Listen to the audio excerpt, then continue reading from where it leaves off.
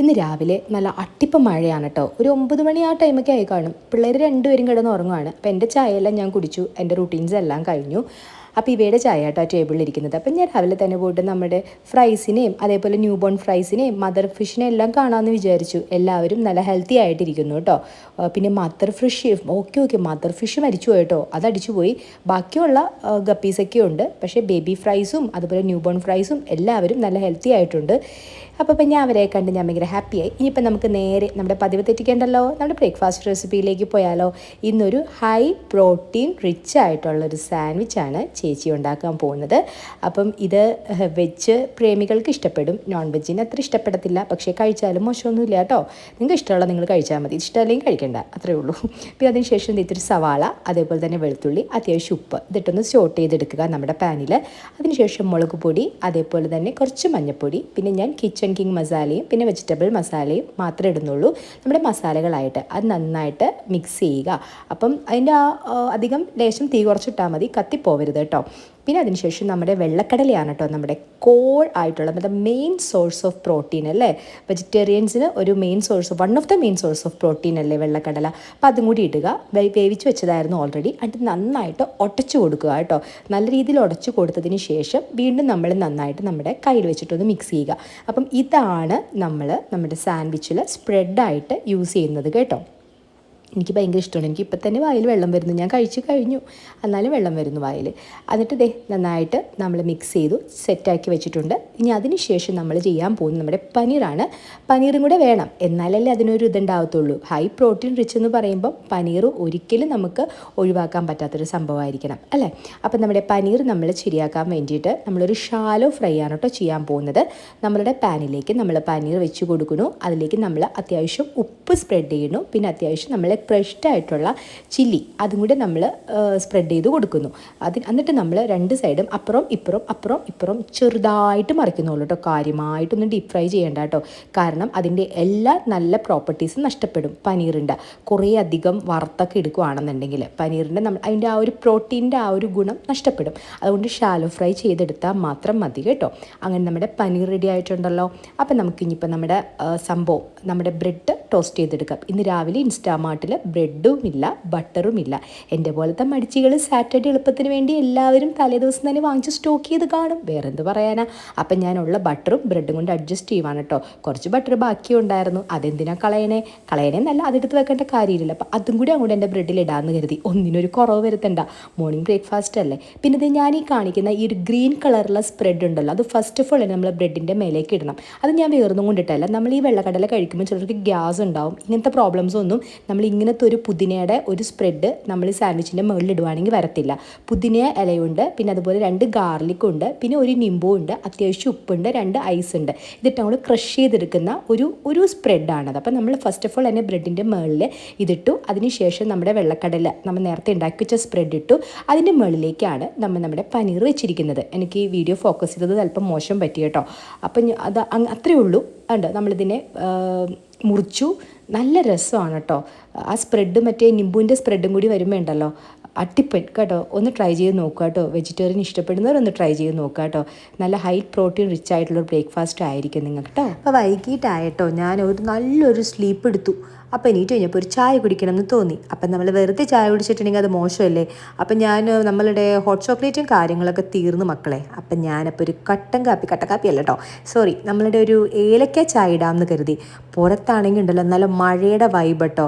അയ്യോ കൊതിയായിട്ട് എനിക്ക് ഭയങ്കര ഇഷ്ടമാണ് ഇങ്ങനത്തെ. പക്ഷെ എനിക്ക് തോന്നുന്നു ആ മഴയുടെ വൈബുള്ളത് കൊണ്ടാണ് തോന്നുന്നു ഞാൻ ചത്ത പോലെ കിടന്ന് ഉറങ്ങിപ്പോയത് കേട്ടോ.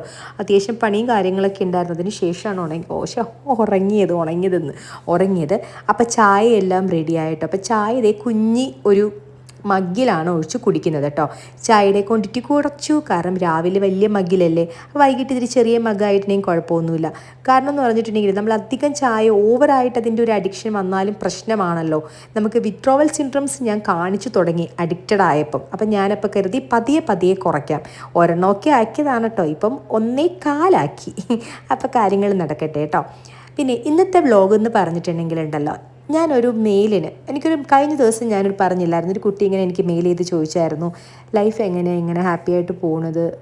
എനിക്ക് പുള്ളിക്കാരത്തിൻ്റെതായ ചെറിയ ഇഷ്യൂസും കാര്യങ്ങളും, അത് ഫാമിലി ലൈഫിൽ എനിക്ക് തോന്നിയതെന്ന് പറഞ്ഞിട്ടുണ്ടെങ്കിൽ എൻ്റെ ഒരു പെർസെപ്ഷൻ വെച്ചിട്ട് എനിക്ക് തോന്നിയതെന്ന് പറഞ്ഞിട്ടുണ്ടെങ്കിൽ അത് വലിയ കാര്യമല്ലെന്ന് തോന്നി.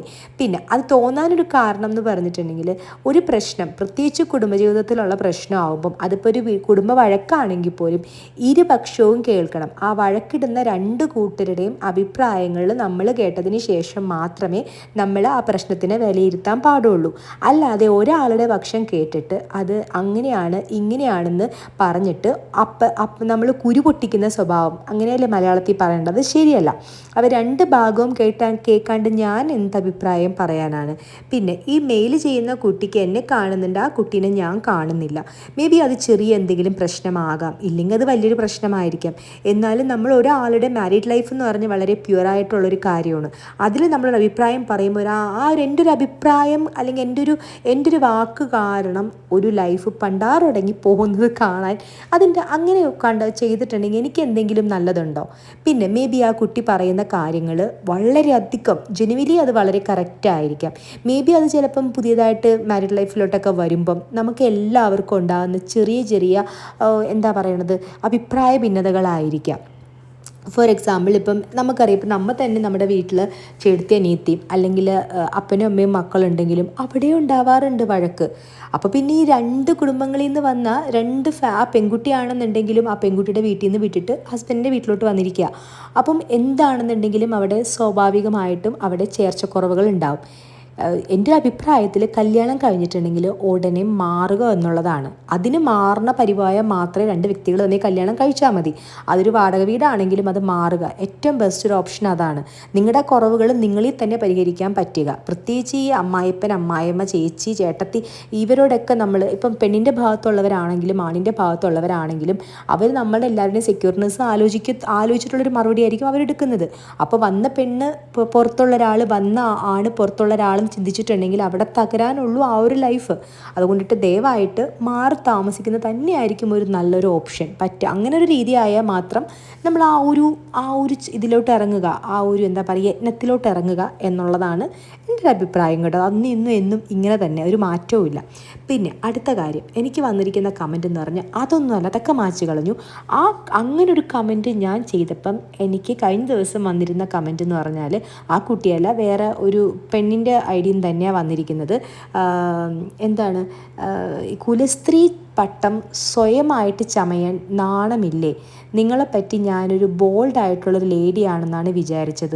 നിങ്ങളുടെ വസ്ത്രധാരണവും നിങ്ങളുടെ സംസാരവും തമ്മിൽ ഒന്നും ചേർന്ന് പോകുന്നില്ലല്ലോ. നിങ്ങൾക്ക് നാണമാവില്ല. ഒരു കുട്ടി നിങ്ങളോടൊരു സഹായം ചോദിച്ചിട്ട് നിങ്ങളിൽ പ്രതീക്ഷ വെച്ച് ചോദിക്കുമ്പം അങ്ങനെയുള്ള ഒരുത്തൻ്റെ അടുത്ത് അയാളെ അഡ്ജസ്റ്റ് ചെയ്തിട്ട് സ്ത്രീ ആയതുകൊണ്ടിട്ട് എല്ലാം സഹിച്ചു നിന്നോളാം പറയാൻ നാണമാവില്ല എന്ന് എന്നോട് ചോദിച്ചിരിക്കുന്ന കമൻറ്റിൻ്റെ ഏകദേശ ഭാവം. ഇതിനകത്ത് എന്തൊക്കെയോ പറഞ്ഞിട്ടുണ്ട് ആ കുട്ടി. പക്ഷെ ഞാനൊരു കാര്യം ചോദിക്കട്ടെ, എൻ്റെ വസ്ത്രധാരണം എന്ന് വെച്ചിട്ടുണ്ടെങ്കിൽ അതും എൻ്റെ സ്വഭാവവുമായിട്ട് കണക്റ്റ് ചെയ്യേണ്ട ആവശ്യമില്ല. ഞാനൊരു ലൈഫ് സ്റ്റൈൽ വ്ലോഗിങ് ചെയ്യുമ്പം എൻ്റെ വീട്ടിൽ ഞാൻ ചെയ്യുന്ന കാര്യങ്ങളാണ് നിങ്ങൾക്ക് കാണിക്കാറുള്ളത്. ഞാൻ പുറത്തെ വ്ലോഗ് ഇടുന്നത് വളരെ ചുരുക്കമാണ്. പുറത്ത് പോവുകയാണെങ്കിൽ വല്ലപ്പോഴും ഇപ്പം ഞാൻ ഇടുന്നുണ്ട്, എന്നാലും കാര്യമായിട്ട് ഞാൻ വീടിനകത്തെ കാഴ്ചകൾ തന്നെയാണ് ഇടാറുള്ളത്. ആ സമയത്ത് ഞാൻ വീട്ടിലിടുന്ന എനിക്ക് കംഫർട്ടെന്ന് തോന്നുന്ന വേഷമാണ് ഞാൻ ധരിക്കാറുള്ളത്. ചുരിദാറോ സാരിയോ അല്ലാന്നുണ്ടെങ്കിൽ വലിയ ലാച്ചയൊക്കെ ഇട്ടിട്ട് എനിക്ക് വ്ലോഗ് ചെയ്യാൻ പറ്റുമോ? അല്ലെങ്കിൽ ഞാനിപ്പം ചുരിദാർ ഇട്ടിട്ട് ഞാൻ വളരെ മെച്ചുവറാണ്, അല്ലെങ്കിൽ ഞാൻ സാരി എടുത്തിട്ട് ഞാൻ വളരെ മെച്ചുവറാണെന്ന് കാണിക്കേണ്ട കാര്യം എനിക്കില്ല. ഓക്കെ, പിന്നെ എൻ്റെ വസ്ത്രധാരണം വെച്ചിട്ട് എന്നെ വിലയിരുത്താൻ വരണ്ട. ഞാൻ എന്ത് വേഷം ഇടണം എന്ന് തീരുമാനിക്കേണ്ടത് ഞാനാണ്. ഓക്കെ, അപ്പോൾ അതവിടെ പോട്ടെ കേട്ടോ. പിന്നെ ബോൾഡ്നെസ് എന്ന് പറഞ്ഞിട്ടുണ്ടെങ്കിൽ ഒരിക്കലും നമ്മളിപ്പോൾ ഒരു ബോൾഡായിട്ടുള്ള ഡ്രസ്സ് ഇട്ടെന്ന് പറഞ്ഞിട്ട് അത് കണ്ടവരുടെ നെഞ്ചത്തോട്ട് കയറാനുള്ള ഒരു ലൈസൻസ് ആണെന്ന് നമ്മൾ ഒരിക്കലും വിചാരിക്കരുത്. അതിപ്പം ആണുങ്ങളുടെ ആണെന്നുണ്ടെങ്കിലും പെണ്ണുങ്ങളുടെ ആണെന്നുണ്ടെങ്കിലും. ഓക്കെ, പിന്നെ എൻ്റെ ഒരു അഭിപ്രായത്തിലെന്ന് പറയുവാണെങ്കിൽ ഞാൻ കുലസ്ത്രീ പട്ടം ഒരിക്കലും ചമയാറില്ല. എന്നെ അറിയാവുന്നവരോട് ചോദിച്ചാലേ അറിയാം. എനിക്ക് എൻ്റേതായ അഭിപ്രായങ്ങളുണ്ട്, അഭിപ്രായ സ്വാതന്ത്ര്യമുണ്ട്. അത് എൻ്റെ ഹസ്ബൻഡായിട്ടുള്ള സാം എനിക്ക് തരുന്നതുമുണ്ട്. അങ്ങനത്തെ ഒരു അഭിപ്രായം തന്നില്ലെന്നുണ്ടെങ്കിൽ ഞാൻ നിൽക്കത്തില്ല. ഞാനും നല്ല ഈ കാലത്തുള്ള ഒരു പെൺകുട്ടികളും കൂടെ നിൽക്കത്തില്ല. പക്ഷേ അദ്ദേഹത്തിനുമുണ്ട് അഭിപ്രായങ്ങൾ, അദ്ദേഹത്തിനുമുണ്ട് അഭിപ്രായ സ്വാതന്ത്ര്യങ്ങൾ. അതെല്ലാം നമ്മളുടെ രണ്ടുപേരുടെ അഭിപ്രായം ചേർന്നില്ല പ്രശ്നമില്ല എന്നുണ്ടെങ്കിൽ അവിടെ അഭിപ്രായ വ്യത്യാസങ്ങളും വരാറുണ്ട്. എന്നിരുന്നാൽ തന്നെയും അത് സ്നേഹത്തിൻ്റെ ഭാഗമാണെന്നുണ്ടെങ്കിൽ അഭിപ്രായ വ്യത്യാസങ്ങളൊക്കെ പരസ്പരം പരിഹരിച്ച് മുന്നോട്ട് പോകാൻ നമുക്ക് രണ്ട് പാർട്ട്ണർക്കും പറ്റാറുമുണ്ട്. ഓക്കെ, ഇല്ലാതെ ഒരിക്കലും നമ്മളൊരു കുലസ്ത്രീ പട്ടം ചമഞ്ഞിട്ട് ഞാൻ സംതിങ് ആണെന്നൊന്നും ഞാൻ ആരെയും കാണിക്കുന്നില്ല. പിന്നെ ഒരു വിവാഹ ജീവിതത്തിലെ പ്രശ്നം വരുമ്പം, ഒരു പ്രശ്നം ഒരാളോട് പറയുമ്പോൾ അതൊരു കുടുംബത്തിലാണെങ്കിൽ പോലും നമ്മളൊരു ഭാഗം കേൾക്കുമ്പം അത് രണ്ട് ഭാഗവും കേൾക്കണം. അല്ലാണ്ട് ഒരൊറ്റ പാട്ട് കേട്ടിട്ട് ആ കുട്ടി പറയുന്നതാണ് ശരിയെന്നല്ല, പ്രത്യേകിച്ച് മാരീഡ് ലൈഫിൻ്റെ കാര്യം. കാരണം ഇതെനിക്ക് പറയാനുള്ള ഒരു റൈറ്റ് ഉണ്ട്. ഇതെല്ലാം ഞാൻ ഹസ്ബൻഡും അനുഭവിച്ച് പോന്നതാണ്. അല്ലാണ്ട് ഇരുഭാഗം കേൾക്കാതെ നമ്മൾ വന്നിട്ട് ആണോ അങ്ങനെ സഹിച്ച് നിൽക്കേണ്ട കാര്യമില്ല, നീ അവിടെ വിട്ട് പോന്നോളൂ എന്ന് പറയാൻ ഞാൻ ഓപ്പോസിറ്റുള്ള ആക്കടൊന്നും എനിക്കറിയില്ലല്ലോ, ഞാൻ ഈ കുട്ടിയെ കാണുന്നു പോലുമില്ല.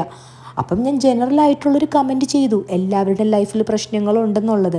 സ്റ്റിൽ നമ്മളിപ്പോൾ ഞാനും ഹസ്ബൻഡും തമ്മിൽ അറിയാവുന്നവർക്കറിയാം, ഈ ദിവസത്തെ 365 ദിവസം ഉണ്ടെങ്കിൽ അതിലൊരു 300 ദിവസവും ഞങ്ങൾ തമ്മിൽ അഭിപ്രായ വ്യത്യാസങ്ങളുണ്ട്. എന്നും പറഞ്ഞിട്ടൊരു അഭിപ്രായ വ്യത്യാസം ഉണ്ടെന്ന് പറഞ്ഞിട്ട് നമുക്ക് മാരീഡ് ലൈഫ് അവിടെ അവസാനിപ്പിച്ചിട്ട് വരാനാണെന്നുണ്ടെങ്കിൽ അതിനെ നേരം കാണത്തുള്ളൂ. അതിപ്പോൾ എനിക്കെന്നല്ല ആർക്കാണെന്നുണ്ടെങ്കിലും. അത് ചിലപ്പോൾ എൻ്റെ ചിന്താഗതിയുടെ കുഴപ്പമാണെന്നുണ്ടെങ്കിൽ അത് ഞാൻ വിശ്വസിക്കുന്ന ഒരാളാണ്. നമ്മൾ ചില റിലേഷൻസിന് ഇപ്പോൾ എങ്കിൽ പിന്നെ നമ്മൾ എന്തിനാണ് കല്യാണം കഴിച്ചിട്ട് ഒരു വ്യക്തിനെ കൂടെ കൂട്ടുന്നത്? ഈ ഏറ്റവും ബെറ്റർ ആയിട്ടുള്ളൊരു കാര്യം ലിവിങ് ടുഗെദർ എന്ന് പറഞ്ഞിട്ടുള്ളൊരു കൺസെപ്റ്റിനെ ഞാൻ ബഹുമാനിക്കുന്നുണ്ട് ഇപ്പോഴത്തെ ഒരു പോലെ കണ്ടിട്ട്. കാരണം അവരെല്ലാവരും ലിവിങ് ടുഗെദർ ഓക്കെ, അത് കല്യാണം കഴിക്കാൻ, അതായത് നമ്മുടെ ഒരു ലൈഫ് ടൈം സബ്സ്ക്രിപ്ഷനിലേക്ക് നമ്മൾ വരുന്നത് ലിവിങ് ടുഗെദർ ചെയ്തിട്ടാണെങ്കിലും ഒരു കുഴപ്പമില്ല. വെറുതെ തന്നെ കല്യാണം കഴിച്ചിട്ട് ഒരു ഫാമിലി ആയിട്ട് ലീഗലായിട്ട് കുറേ തലവേദനകളും വലിച്ചു കെട്ടി കോർട്ടിൻ്റെ വരാന്തയിൽ നിന്ന് കുറേ വക്കീൽ ഫീസും കൊടുത്തിട്ട് എന്തിൻ്റെ ആവശ്യമിരിക്കുന്ന ഒരു റിലേഷൻ അവസാനിപ്പിക്കാൻ? ലിവിങ് ടുഗെദർ ആണെങ്കിൽ ആ ഒരു പ്രശ്നവും ഇല്ലല്ലോ. അതിനിടയിൽ ഒരു കുഞ്ഞുങ്ങളുണ്ടെങ്കിൽ ആ കുഞ്ഞുങ്ങൾ അതിനെ അനുഭവിക്കണം. അപ്പോൾ ഏറ്റവും നല്ലത് ലിവിങ് ടുഗെദർ റിലേഷൻഷിപ്പ് വളരെ നല്ലൊരു കാര്യം തന്നെയാണ് ഇപ്പോഴത്തെ ജനറേഷനിൽ ഫോളോ ചെയ്യണത്. അതിനെ ഞാൻ പ്രോത്സാഹിപ്പിച്ചെന്നൊന്നും പറഞ്ഞിട്ട് ആരും വരാൻ നിൽക്കണ്ട. ഇങ്ങനെയുള്ളവരാണെങ്കിൽ ഏറ്റവും നല്ലത് അത് തന്നെയാണ്. അല്ലാണ്ട് ഒരു ചെറിയ പ്രശ്നമെന്ന് കേൾക്കുമ്പോൾ തന്നെ അത് വേണ്ടാന്ന് വെക്കുവാണെങ്കിൽ അതിന് പിന്നെ എന്ത് വിലയുണ്ട് കല്യാണത്തിന്? അങ്ങനെ കല്യാണം കഴിക്കണതിൻ്റെ എന്തിൻ്റെ ആവശ്യം ഇരിക്കുന്നു?